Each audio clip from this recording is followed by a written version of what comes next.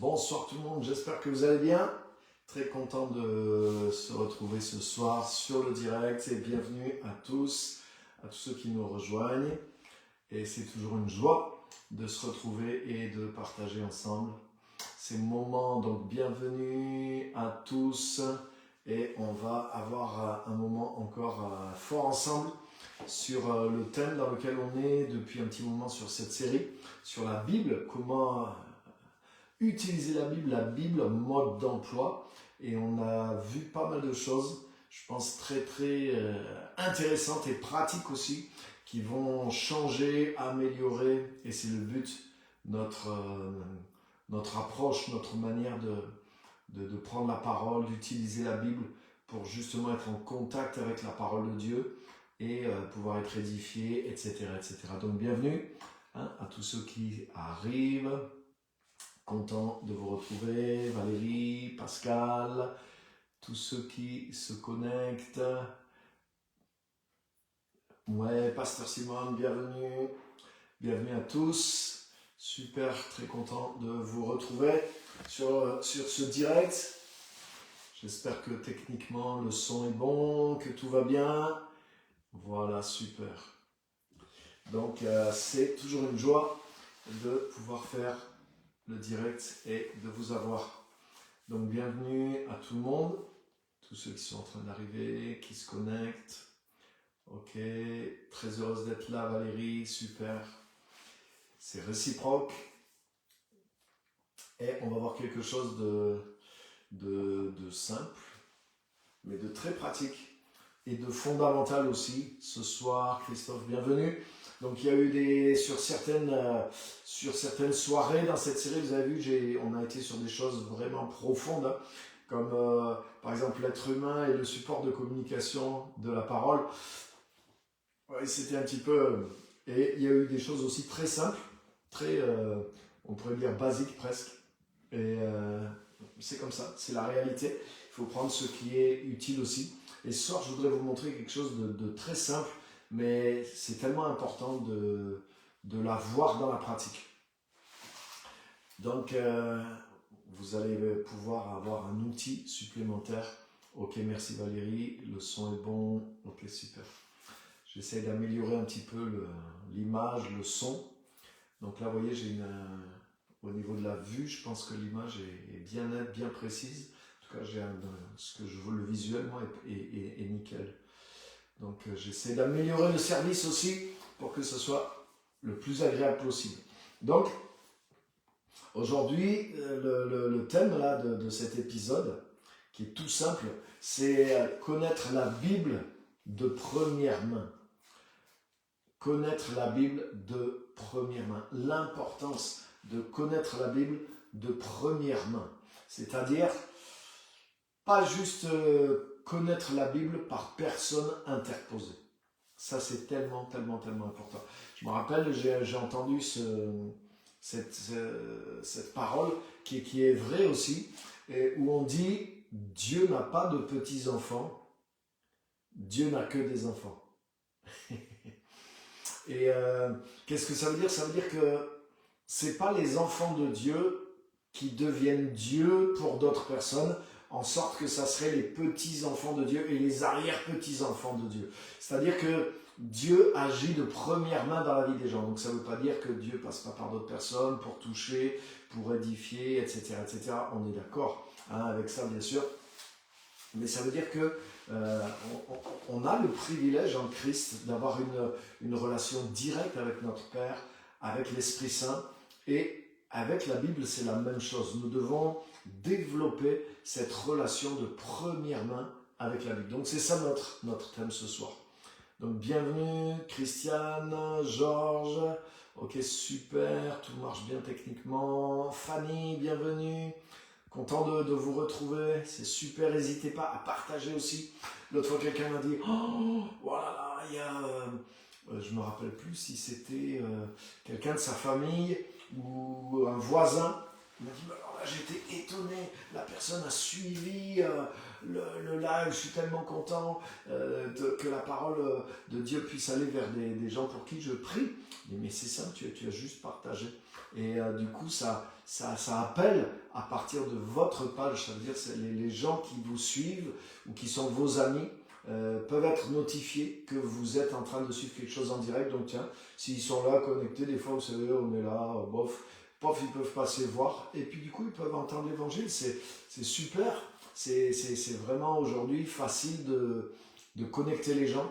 Et puis les gens, c'est facile aussi pour eux. Moi, j'avais des voisins, ils ne seraient peut-être pas venus à l'église facilement, mais il m'a dit, ah, mais je viens souvent, ils venaient dans notre église, ils venaient à notre culte, mais en visioconférence. Mais je dis, c'est super, et on ne sait pas. Hein, donc, ok, merci pour le retour, le son qui est bon, etc. Donc, n'hésitez pas à partager. Bienvenue tout le monde, allez là, bienvenue, très content de vous voir tous. C'est super. Donc, le thème de ce soir, on est toujours dans la série sur comment la Bible mode d'emploi, voilà, comment bien utiliser la parole et pouvoir tirer la substance de la parole.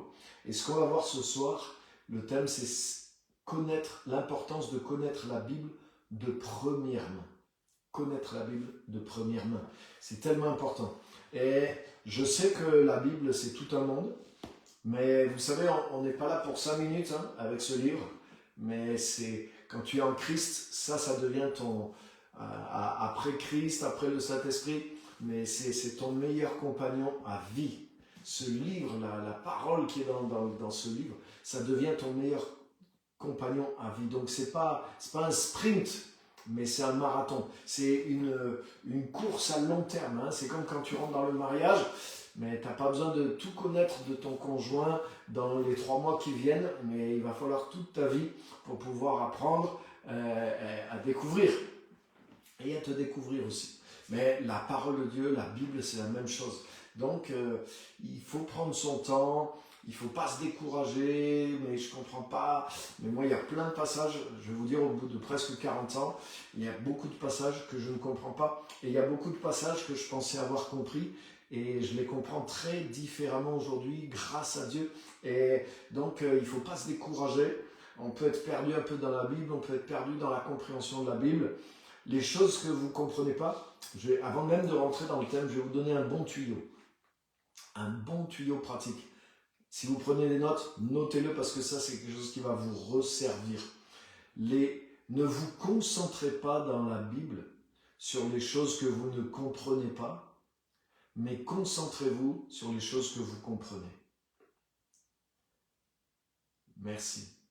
Donc, ça ne veut pas dire que je ne réfléchis pas pour essayer de comprendre. Ce n'est pas ce que je suis en train de dire. Il y a, bien sûr, des fois, je réfléchis sur un passage. Je n'arrive pas à le comprendre, ben je vais prier, je vais méditer, je vais essayer. Mais quand c'est un passage qui me met un peu le doute ou qui me dit mais c'est bizarre, ça a l'air de remettre en question ça me trouble un peu, malgré que je le médite, que je prie. Au lieu d'avoir de la clarté, c'est plutôt un passage qui crée de la confusion pour moi. Donc c'est pas que la parole de Dieu est confuse, c'est juste que moi, je suis dans une certaine confusion par rapport à ce que je comprends de ce passage. Mais j'ai appris avec la sagesse, j'ai un dossier dans ma petite tête qui s'appelle « Avoir plus tard ». Et hop, ben quand je suis devant des passages comme ça, je le mets dans ce dossier. Et je dis, j'arrive pas à comprendre aujourd'hui, malgré l'étude, les passages parallèles, la prière, mais je ne vais pas me troubler avec ça. Je le mets dans un coin, c'est que je ne comprends pas encore, je n'ai pas encore la lumière pour bien comprendre ce passage. C'est pas grave, il y a plein d'autres passages dans la Bible. Hein, c'est comme si tu manges un truc que tu n'aimes pas, et ben tu ne vas pas t'acharner à te dire, tant que je n'ai pas mangé ça, je ne mangerai rien d'autre. Qu'est-ce que tu fais? Tu dis, c'est pas grave. Il y a plein de bonnes choses à manger et j'ai besoin de me nourrir pour vivre. Donc, c'est pas grave. Ce truc que j'aime pas, moi, par exemple, c'est les endives. Hein, ben, je vais mettre les endives frites. Donc, ouais, ça peut, vous voyez, si un jour vous m'invitez à manger chez vous, pas d'endives frites, s'il vous plaît. Donc, je vais mettre ça de côté, peut-être quand je serai plus grand, peut-être plus tard, peut-être avec du jambon, avec du piment, peut-être ça passera.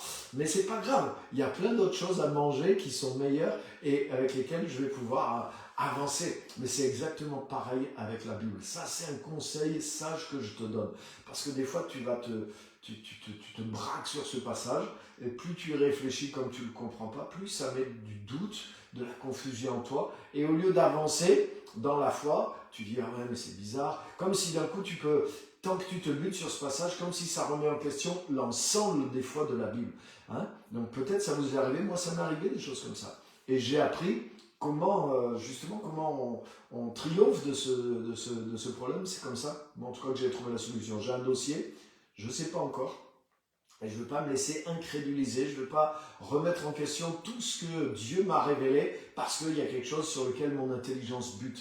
Donc je le mets dans un dossier, on verra plus tard. Et il y a des choses comme ça, mais des fois des années plus tard, en relisant le passage, non pas pour essayer de le réaborder, ou de le comprendre comme je le comprenais avant, mais un jour, au travers d'autres passages ou d'expériences avec le Saint-Esprit, d'un coup, je me dis, ah oui, mais voilà, maintenant je comprends ce passage, il y a ce sens-là, en fait, dedans, que je ne voyais pas. Et c'est aussi parce que j'avais telle et telle pensée que je butais contre ce passage. Mais là, les obstacles sont enlevés, et puis ce passage n'est plus une occasion d'incrédulité ou de doute pour moi, au contraire, j'ai la lumière maintenant sur ce passage et ça me permet d'aller de l'avant. Donc ça, c'est un bon conseil que je vous donne quand vous êtes coincé, vous êtes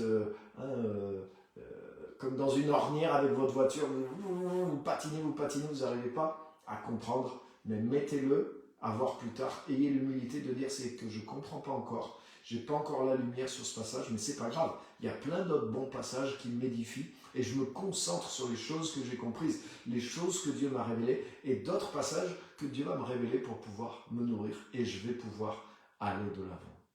Amen. Hein, ça vous aide ça? Ça peut vous aider? Je pense que ça peut vous aider parce que moi-même, ça m'a aidé. Super. Alors, le thème aujourd'hui, l'importance de prendre la Bible de première main. Et c'est pour ça que je suis arrivé à ce premier petit conseil. Pourquoi? Parce qu'il ne faut pas se décourager. Il ne faut pas se décourager et il ne faut pas avoir recours à la facilité. La facilité, c'est d'apprendre la Bible de seconde main. C'est-à-dire que ce soit d'autres personnes qui vous disent « la Bible dit ça, la Bible enseigne ça ». Donc, là aussi, je donne un équilibre. Je ne veux pas dire qu'on ne doit pas écouter d'autres, on doit apprendre d'autres, mais on doit apprendre à se débrouiller petit à petit nous-mêmes dans la Bible aussi, connaître la Bible, déjà connaître les livres de la Bible, connaître l'Ancien Testament, connaître le Nouveau Testament, lire la Bible en entière. Lire la Bible entière, donc je ne veux pas vous écraser avec des objectifs, mais lire la Bible entière, ce n'est pas quelque chose qu'on doit faire une seule fois dans notre vie. C'est régulièrement. Par exemple, Paul dit à Timothée, toute l'écriture est inspirée de Dieu. Ça veut dire que, même le livre du Lévitique, il y a quelque chose à apprendre pour moi, même dans les généalogies, même toute l'écriture est inspirée. Plus vous allez découvrir Jésus-Christ, plus vous allez être en communion vivante avec Christ, plus vous allez grandir plutôt dans cette communion vivante dans laquelle vous êtes, plus vous allez vous familiariser avec le royaume de Dieu, avec le message de Jésus, mais vous allez voir aussi que l'Ancien Testament va vous dévoiler ses secrets. Et peut-être ça fait plusieurs années que vous n'êtes pas retourné dans certains endroits dans l'Ancien Testament, mais vous allez voir que si vous avez grandi en Christ, en retournant dans ces passages, vous allez voir plein de choses que vous n'aviez jamais vues les premières fois où vous êtes allé. Et vous allez découvrir les vérités du Nouveau Testament dans l'Ancien Testament, parce que vos yeux sont dévoilés et vous voyez Jésus-Christ. Et quand vous voyez Jésus-Christ, Jésus-Christ est dans les Écritures, il est le centre et il est caché dans toutes les Écritures. Donc, vous vous rappelez comment Jésus a dévoilé les psaumes, les prophètes, les passages de Moïse, de l'Ancien Testament, aux disciples d'Emmaüs dans Luc 24, et ensuite après, à ses disciples, juste après, hein, il le voit ressusciter, et là, il leur explique dans toutes les Écritures, et il leur ouvre l'esprit pour qu'ils comprennent les Écritures. Donc ça, le Saint-Esprit veut le faire avec toi. Qui que tu sois, c'est pas une prophétie, c'est une réalité justement fondamentale et biblique pour toi. Mais tu dois faire l'effort, tu dois, parallèlement à ta croissance spirituelle, dans ta relation avec Christ, de tous les jours, etc., écouter des messages, c'est super, tu viens à l'église, tu entends des messages, c'est super, mais tu dois avoir pour base personnelle ton étude de la Bible de première main, de prendre le temps de lire la Bible, de connaître la Bible, d'explorer la Bible, et je te garantis, tu ne perds pas ton temps en faisant ça, tu dois te familiariser. La Bible, c'est la culture du royaume des cieux, donc c'est ton royaume, et tu dois te familiariser avec ça, parce que ta vie en dépend. Hein, le livre du Deutéronome dit que c'est ta vie qui en dépend, et Jésus nous a dit la même chose aussi. Donc, vu que c'est un marathon, vu que tu n'es pas avec la Bible juste pour l'année 2024, mais que c'est quelque chose qui est à long terme, mais ne te décourage pas. Dis-toi bien que tous les petits pas que tu fais tous les jours, mais c'est quelque chose que tu ajoutes et qui te permet de découvrir de plus en plus la Bible par toi-même de première main. Et je voudrais te dire que même des efforts qui semblent ne pas aboutir, et c'est pour ça que des fois on a recours à la facilité, je vais écouter ce que les autres en disent. C'est pas forcément toujours mauvais, mais des fois c'est mauvais. Et en tout cas, si ça devient ma référence, moi je te dis carrément que c'est mauvais. La référence doit être ton étude de la Bible personnelle. Et même si tu ne comprends pas, même si tu dis voilà, j'ai passé une demi-heure, j'ai rien compris, j'ai l'impression d'avoir perdu mon temps, tu n'as pas perdu ton temps. Parce que justement, tu t'es confronté à certaines choses, certains passages, et en continuant, mais un jour tu vas comprendre pourquoi tu n'as pas compris ce jour-là. Ah oui, mais c'est parce que je n'avais pas vu ça. Oui, mais c'est parce que tu as fait l'effort d'aller ouvrir, d'essayer de comprendre c'est quoi Ézéchiel, mais il vivait à quelle époque, et pourquoi il a dit ça, et c'était qui. Alors bien sûr, c'est tout un monde à découvrir, donc c'est comme un puzzle. Au début, tu es perdu, mais à force, tu commences à mettre quelques pièces en place, et puis après, les autres trouvent leur place, et finalement, ça prend du sens. Mais pour que ça vienne, il faut passer par le moment difficile où tu es un peu perdu. Et fais cet effort, et tu ne le regretteras pas. Donc ça, c'est un encouragement que je te donne. Moi, j'ai débarqué dans la vie chrétienne et dans la Bible, je ne connaissais rien. Il n'y avait pas de Bible chez moi, je ne savais même pas ce que c'était la Bible, que ça existait, je connaissais zéro. Je n'ai pas fait l'école biblique, je n'ai pas fait des études théologiques, je n'ai pas fait des études qui m'ont appris à utiliser la Bible. Je suis comme toi, je bossais, j'allais à l'église, j'ai acheté des Bibles, j'ai une Bible, j'ai acheté plusieurs Bibles, j'ai lu la Bible et je me suis débrouillé pour apprendre, et c'est à force d'aller dedans que je me suis familiarisé et que j'ai compris. Donc je suis passé par le même chemin que toi, je n'ai pas été formé de façon différente ou professionnelle. Non, j'ai appris avec le temps et je me suis attelé et je continue à m'atteler, à aller vers cette Bible pour la connaître, pour la comprendre, bien sûr avec l'aide de Dieu, l'aide du Saint-Esprit. Il y a des outils aussi, tu peux utiliser différentes traductions, des commentaires ou des choses, c'est pas mauvais non plus, mais en tout cas, connaître la Bible de première main, c'est indispensable. Et l'effort que ça demande sera tellement récompensé que tu n'y penses plus. Hein, c'est pas un effort, et si tu l'intègres dans ta routine quotidienne, au bout d'un moment, c'est plus un effort. C'est-à-dire que tu as du temps avec la Bible chaque jour, mais c'est normal pour toi. Et il faut arriver là. Voilà. Donc voilà les raisons pour lesquelles, en tout cas, il faut arriver là. Donc on va lire un petit verset très simple pour continuer. Dans Matthieu chapitre 4, c'est un verset que vous connaissez très bien. On est sur quelque chose de simple ce soir, mais de fondamental, une pratique. L'important, ce que je vous dis, c'est pas que ça vous donne la chair de poule pendant que je vous le dis, mais c'est que vous puissiez l'appliquer. C'est pour vous encourager à l'appliquer. Donc Matthieu chapitre 4, verset 4, ça aussi c'est un verset facile à retenir. 4, ça veut dire que c'est quelque chose tout terrain, c'est quelque chose en tout temps, qui passe partout. Donc ce rapport avec la Bible, c'est 4, Matthieu 4, ça veut dire que c'est quelque chose quel que soit le temps, c'est un 4, ça passe dans tous les terrains, tous les jours de ta vie, c'est quelque chose, voilà, tout terrain. dans toutes circonstances. Matthieu chapitre 4, verset 4. Donc bienvenue à tous ceux qui nous ont rejoints. J'ai pas pu saluer tout le monde. Waouh, le pasteur Mardoché de Côte d'Ivoire, je vois que tu es là. Merci mon ami d'être là, très content de t'apercevoir. Florence, Maëlys, Valérie, Diane, Francine.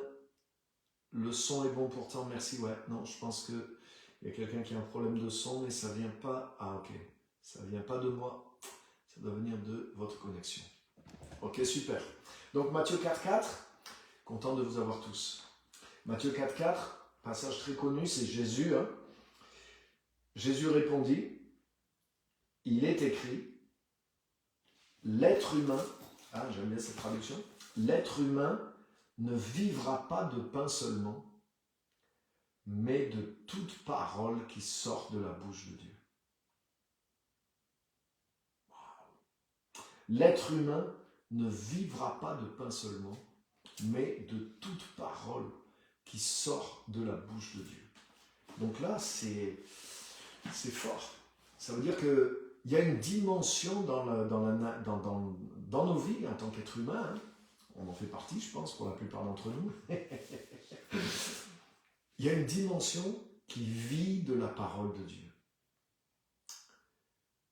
Et c'est pour ça que notre relation avec la Bible doit être une relation de première main. Et je vais vous donner une comparaison qui va vous aider et qui est très simple. Aujourd'hui, enfin depuis quelques décennies maintenant, mais on en parle beaucoup parce que ça devient un vrai problème de santé publique. Il y a ce qu'on appelle la malbouffe, il y a ce qu'on appelle les fast-food. Voilà, quand on voit par exemple aux États-Unis aujourd'hui, la santé publique, c'est des milliards et des milliards de dollars. Et on est en train d'avoir la même chose en Europe et en France, qui vient de problèmes d'obésité, problèmes de diabète, problèmes de cardiovasculaire. Et on sait tous que ça vient de la malbouffe dans nos sociétés, les fast-food, les gens qui ne cuisinent pas, les gens qui n'achètent pas de la nourriture simple, qui ne la cuisinent pas et qui mangent de la mauvaise nourriture transformée, de la nourriture rapide, etc., etc. Et à force, si tu en manges une fois de temps en temps, c'est pas grave, mais si ça devient ta manière de te nourrir, et ben au bout de quelques années, tu engendres de sérieux problèmes de santé dans ta vie, et on sait tous ça. On est d'accord? Et c'est un phénomène, même, vous l'avez vu, même le président de la République qui nous a fait une vidéo pour nous dire de faire du sport. Non, mais ça veut dire que si on en est là, ça veut dire que c'est des vrais problèmes de santé publique, et ça coûte des fortunes aux États. Donc, ils poussent même leur président à nous motiver. Excusez-moi, mais je trouve que c'est comique quand même d'en arriver là. Mais en tout cas, voilà, ça illustre mon propos ce soir. Et je voudrais vous dire, le même phénomène, il est là pour nous, les enfants de Dieu. L'homme ne vivra pas de pain seulement, mais de toute parole qui sort de la bouche de Dieu.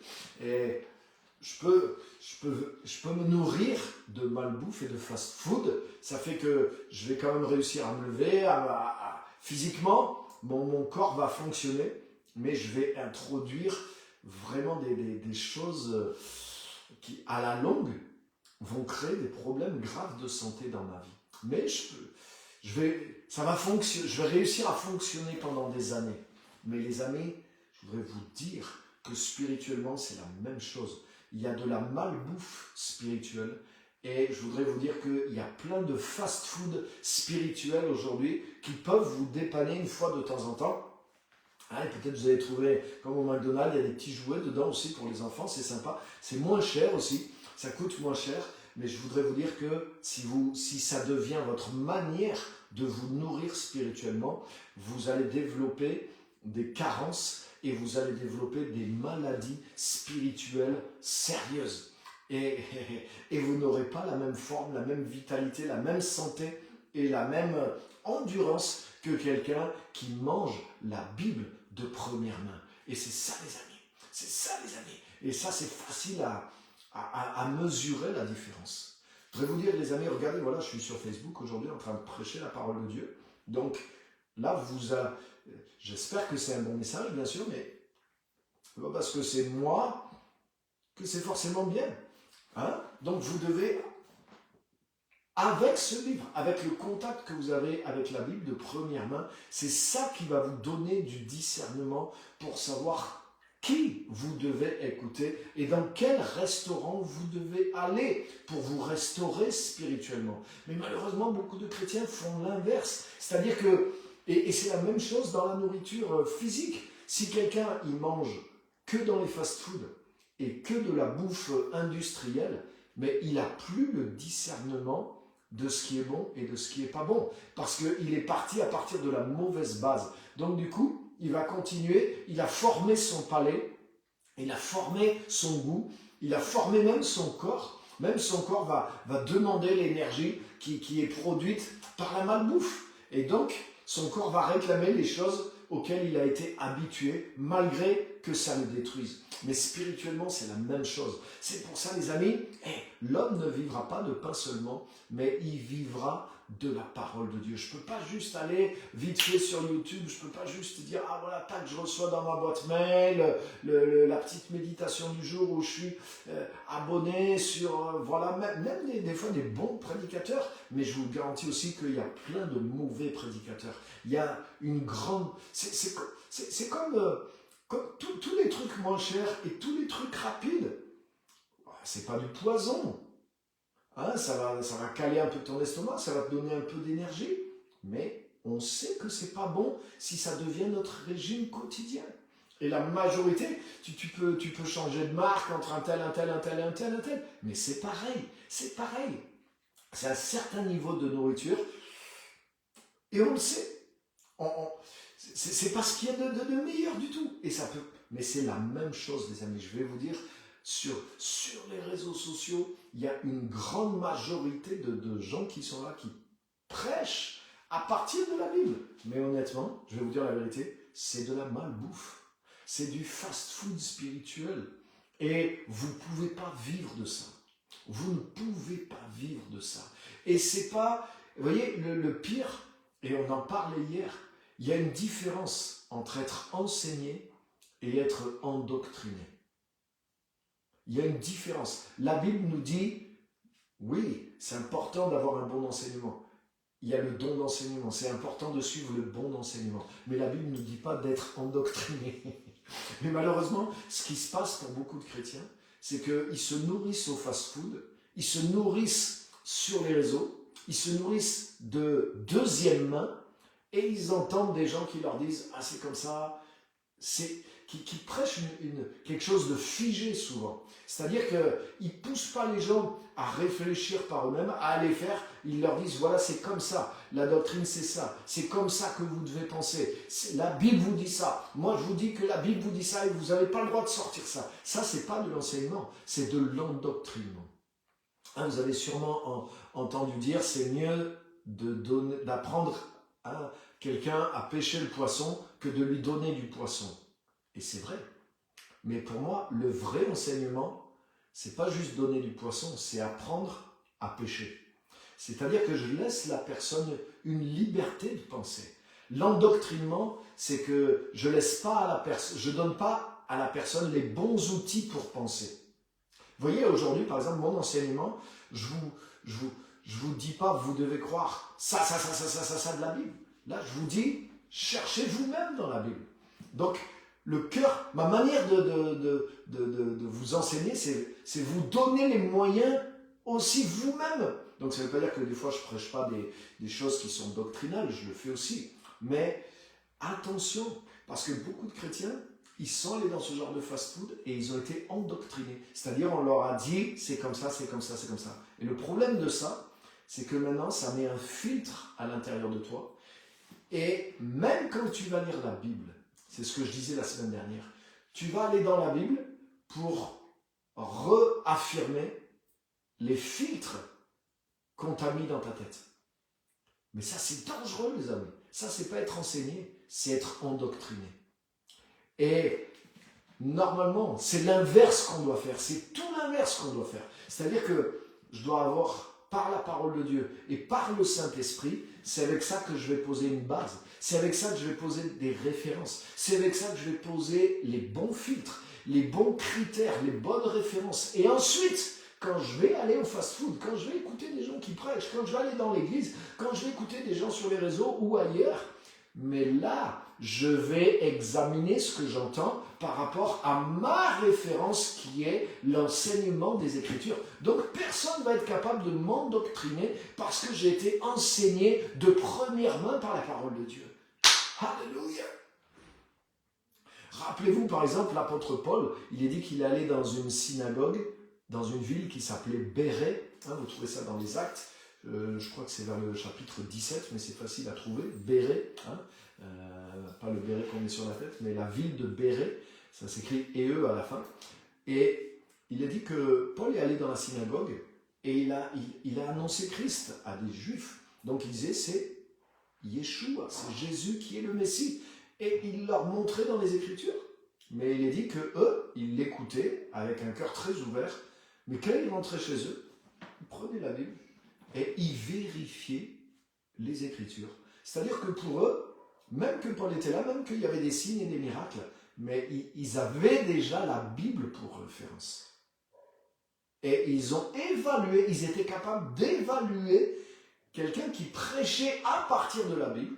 Ils étaient capables de l'évaluer sur la Bible elle-même parce qu'ils avaient la référence. Et du coup, ils se sont rendus compte que tout ce que Paul prêchait était conforme à la parole de Dieu, même si c'était nouveau, même si c'était une perspective nouvelle, mais elle était réellement enracinée dans la parole de Dieu. Et du coup, ils ont cru et ils ont suivi Paul. Donc, les amis, c'est important. On peut aller manger des frites de temps en temps au McDo, il n'y a pas de souci avec ça. Et même un fast-food de temps en temps, il n'y a pas de souci avec ça. Mais la base régulière de notre alimentation, c'est des produits, je les achète, ils sont simples et on les cuisine aussi et on mange. Mais là, ce n'est pas du tout le même bénéfice pour ma santé. C'est la même chose. Et tous les nutritionnistes, ils nous le disent, évitez tout ce qui est transformé. Mais je ne peux pas vous donner meilleur conseil. Évitez tout ce qui est transformé. Tout ce qui est transformé, ça veut dire c'est de seconde main, c'est de troisième main. Je vous garantis, il y a des gens qui prêchent, ils reprêchent les mêmes doctrines. Il y a des gens qui écrivent des livres, mais ils écrivent, c'est des lieux communs. C'est déjà des choses que des gens ont dit, redit, re-redit, et on ne sait même pas vraiment d'où ça vient. Des fois, c'est des trucs vite fait, et c'est ces choses-là, malheureusement, des fois, qui circulent et qui endoctrinent les gens. Et les gens voient, maintenant, ils voient la Bible au travers de ça, au lieu de faire l'effort de réfléchir sur le sens de la Bible. Mais comme ils sont endoctrinés avec cette malbouffe qu'ils ont entendue, ils tombent sur le passage, ah oui, c'est le passage que j'ai déjà vu un tel dire ça, ah ben donc du coup, oui, donc la Bible veut dire ça. Pas du tout. Et si tu lis la Bible, je vous garantis, si vous êtes un peu habitué avec mes messages, vous vous êtes sûrement rendu compte que la Bible se mettait à dire des choses que vous ne saviez pas. Mais c'est souvent ça. Parce que souvent, quelqu'un nous a dit, la Bible dit ça, mais en fait, des fois, c'est 3-4 versets, une certaine interprétation, mais ce n'est pas l'ensemble de ce que dit la Bible. Et puis tu te rends compte, en connaissant la Bible, ou en entendant des messages où c'est un peu plus fouillé dans la Bible, mais tu te rends compte que, mais non, il y a d'autres passages qui disent, et ça remet en question, ça dit même des fois le contraire. Et ça va même dans un autre sens. C'est comme si la Bible prend une autre tournure. Quand Jésus enseignait la Bible prenait une autre tournure que celle des gens de l'époque. Parce qu'ils avaient leur vision et ils avaient endoctriné les gens. Et vous remarquerez, les amis, dans tous les systèmes religieux, mais c'est toujours le clergé, entre guillemets, qui détiennent, et ils n'encouragent pas. Il n'y a que les protestants qui ont fait ça, qui ont encouragé chaque personne à lire la parole de Dieu, à avoir eux-mêmes pour référence la parole de Dieu. Et ils ont donné leur vie pour ça. Certains sont morts, certains ont été torturés, les familles ont été séparées. Ils ont payé le prix du sang pour que nous puissions avoir la Bible de première main. C'est un peuple du livre, véritablement. Alléluia. Et ce grand privilège et cette culture, cette bonne culture que nous avons, nous qui fréquentons je pense la majorité d'entre nous, des églises protestantes, évangéliques, c'est un héritage qu'on a eu de la Réforme. C'est-à-dire que c'est pas la tradition de l'Église, mais c'est la Bible. Comme les protestants ont dit, ils ont eu un slogan qui était en latin sola scriptura, ça veut dire, vous comprenez, l'écriture seule. C'est-à-dire la seule référence, c'est l'écriture. Bien sûr, on écoute ceux qui enseignent, on écoute les ministères, les gens qui viennent, mais on vérifie avec la parole. C'est pas parce que tu t'appelles apôtre ou prophète ou pasteur ou docteur que tout ce que tu dis est infaillible.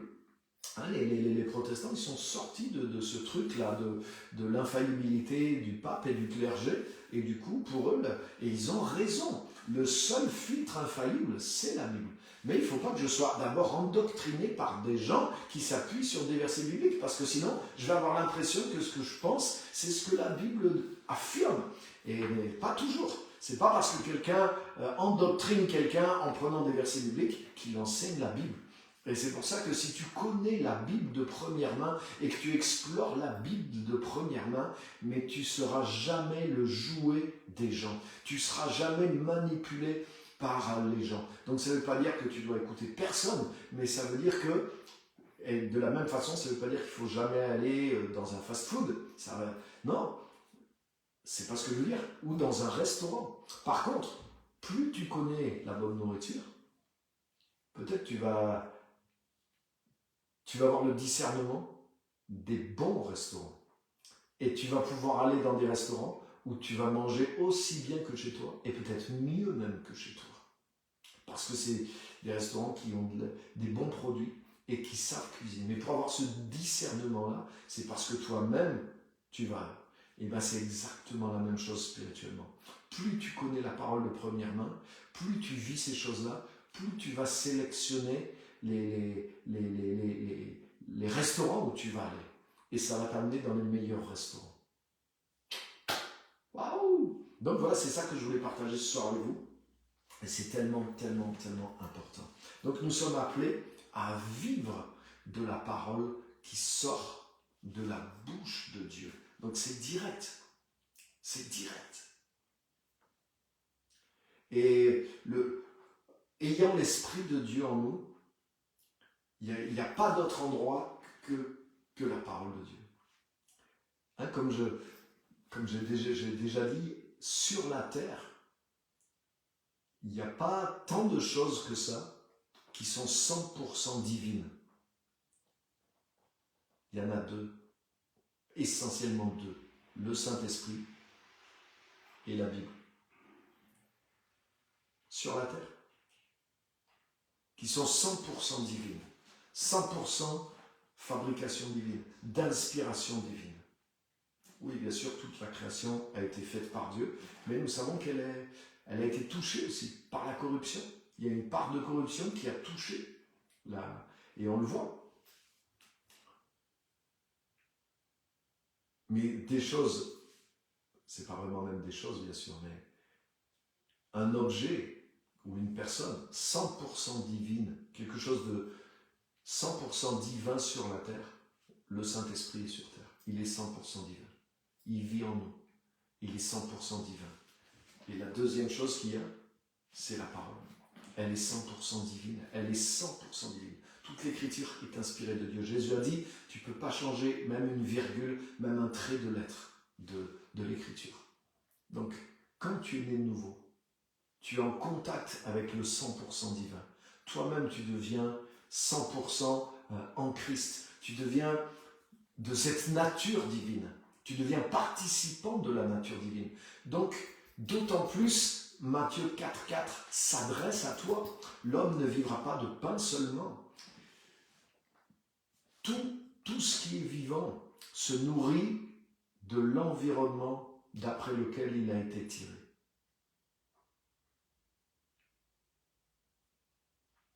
Tout ce qui est vivant se nourrit de l'environnement duquel il a été tiré. Les poissons vivent à partir des choses qui sont dans l'eau. Les plantes, elles se nourrissent à partir de la terre, parce qu'elles sont issues de ça.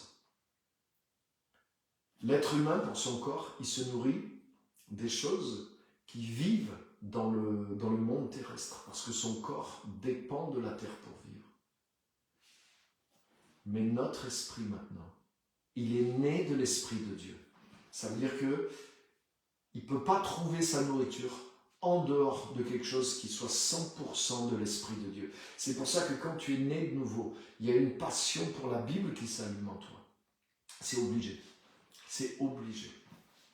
Sinon, excuse-moi, moi j'y crois pas. Ou alors c'est que tu n'es pas encore libéré, tu n'es pas délivré.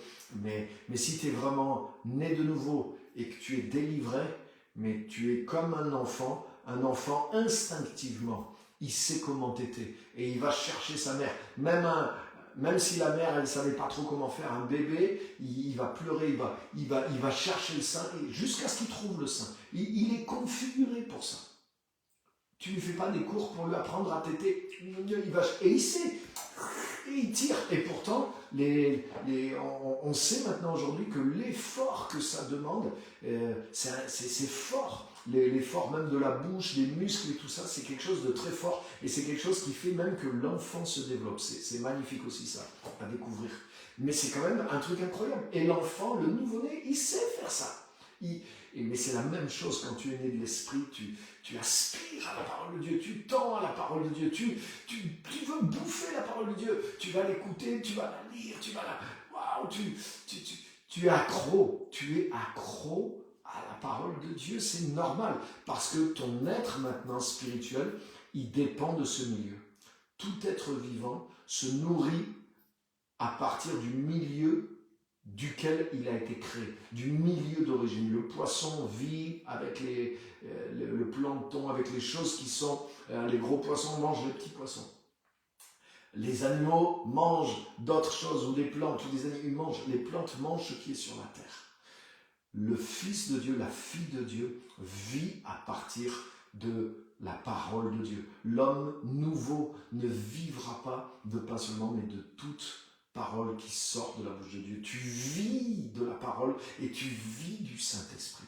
Tu vis de la présence de Christ, tu vis du Saint-Esprit et tu vis de la parole de Dieu. Donc c'est nécessaire. C'est pour ça que c'est quelque chose à long terme maintenant pour ta vie et c'est important que tu fasses l'effort, que tu te familiarises, tu dois faire ta cuisine toi-même, tu dois apprendre les ingrédients de la parole, le nouveau, l'ancien, tu dois découvrir tout ça, comment manger ça, comment assaisonner ça, mais tu dois vivre de la Bible de première main. Alléluia. Il y a quelque temps, j'étais prêché dans une église et je parle du livre de Daniel. Je cite quelque chose de Daniel et puis je sens que mon auditoire est perdu. Donc je parle... Je n'étais pas en train de parler d'un truc obscur, je parlais de quelque chose qui est connu dans le livre de Daniel, mais je sens que mon auditoire est perdu. Et je m'arrête, je pose la question, mais c'est dans le livre de Daniel, ça, dans la Bible. Et je dis, mais qui c'est qui a lu le livre de Daniel? Et je vous garantis, j'étais même gêné pour l'église et pour le pasteur, mais il y a trois personnes qui ont levé la main, quoi. Ça veut dire là, les gens n'avaient jamais lu même le livre de Daniel. Ah là, non. Là, il y a un problème.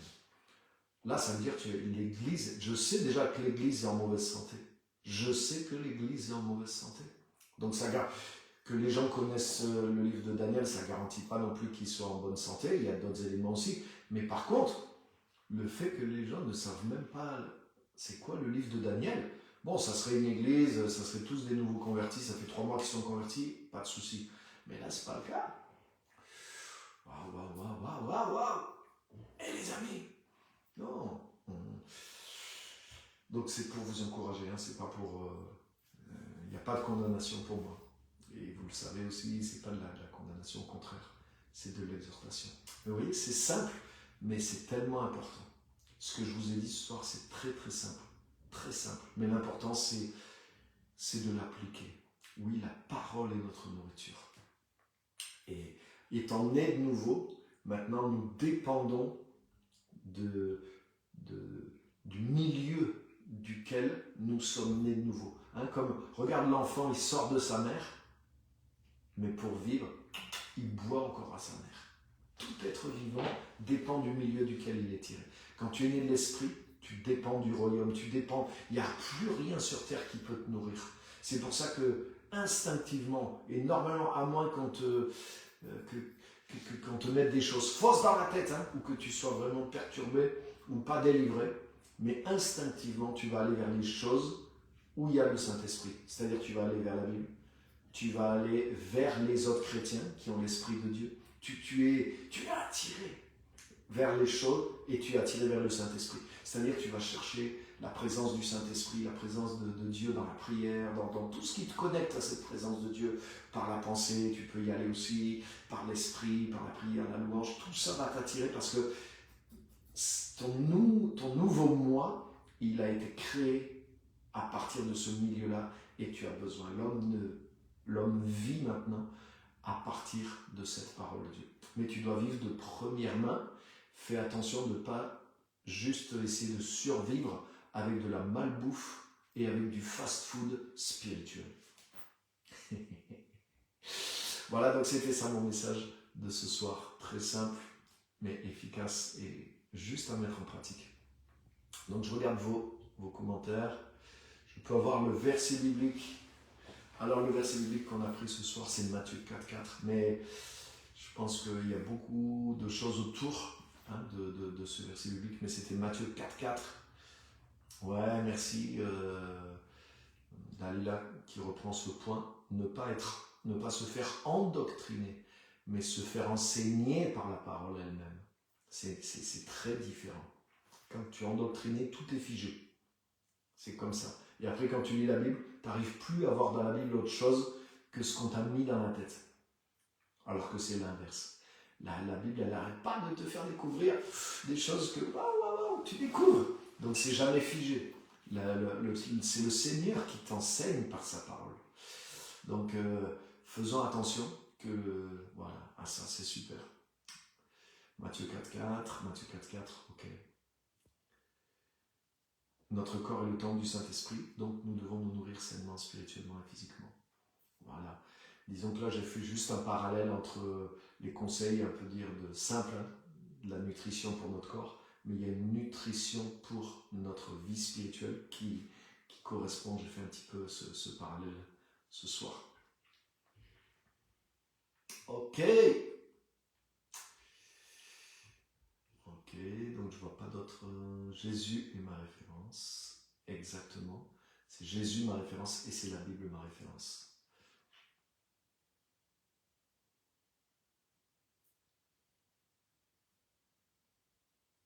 Oui, donc la lecture de la parole, indispensable. Avoir soif de ce que Dieu veut nous dire personnellement. Absolument. Donc ça, je pense que je vais en reparler aussi sur ça aussi. J'en ai parlé un peu la semaine dernière sur l'importance de l'attitude aussi. Dans quelle attitude on vient à la parole de Dieu. Et là, par exemple, la soif, ça c'est un thème aussi que je voudrais développer la prochaine fois. Il y aura ça et d'autres choses certainement aussi sur selon l'attitude qu'on a, le résultat de la parole de Dieu va être vraiment différent en nous. Et même nous, on s'en rend compte des fois, avec le temps, on n'est pas toujours dans la même disposition vis-à-vis de la parole. Donc ça, c'est aussi une clé forte. Ok. Merci pour les encouragements, les bénédictions. Ok, super. Donc je regarde s'il y a d'autres commentaires ou questions qui se rajoutent. J'en vois pas plus, donc je ne vais pas faire plus loin puisque le temps est passé. Merci à tous d'avoir été là. N'hésitez pas à partager aussi le message. Et ce message va se retrouver sur la chaîne YouTube aussi, sur la série. Il y aura, elle est déjà là, une série, la Bible mode d'emploi. Donc tous les messages seront ensuite dans la playlist. Et c'est comme ça aussi, il y a des playlists sur la chaîne YouTube. Et comme ça, vous pouvez re-explorer un thème à fond, ou vous immergez dans un thème quand vous voulez vous transformer avec ça. Donc voilà, soyez bénis, soyez encouragés. Oui, mon peuple périt par faute de connaissance, la Bible est la meilleure parole par excellence. Exactement. Hein, il y a des gens qui sont morts, des gens qui dans des pays où on leur a interdisé la Bible, même encore ça existe, hein, où c'est difficile d'avoir la Bible ou une partie de la Bible. Donc n'hésitez pas, vous voyez derrière moi là, j'ai quelques Bibles, j'ai quantité de Bibles, voilà, j'ai même la Bible même en hébreu, même dans des langues que je ne maîtrise pas, j'ai des Bibles en anglais, j'ai toutes les traductions françaises, je les ai, et j'ai plusieurs traductions en anglais, donc j'ai des Bibles bien sûr électroniques, mais j'ai beaucoup de Bibles aussi en papier, là il y en a plein sur mon bureau qui sont là, qui sont à portée de ma main, parce que tous les jours j'utilise la Bible en papier aussi. Là aussi, il vous faut une Bible d'études en papier, même si vous lisez électroniquement, mais il vous faut des Bibles en papier, il vous faut prendre des notes. Voilà, c'est pas du fast-food, c'est une nourriture solide et ça prend le temps pour préparer tout ça, pour que ça soit bon, pour que ça nourrisse, pour que vous puissiez trouver la substance dedans. Voilà, donc c'est vraiment très très très vital et ça change notre vie. Donc merci à tous d'avoir été là, que Dieu vous bénisse et rendez-vous jeudi prochain pour la suite, à la même heure. Merci vraiment à tous.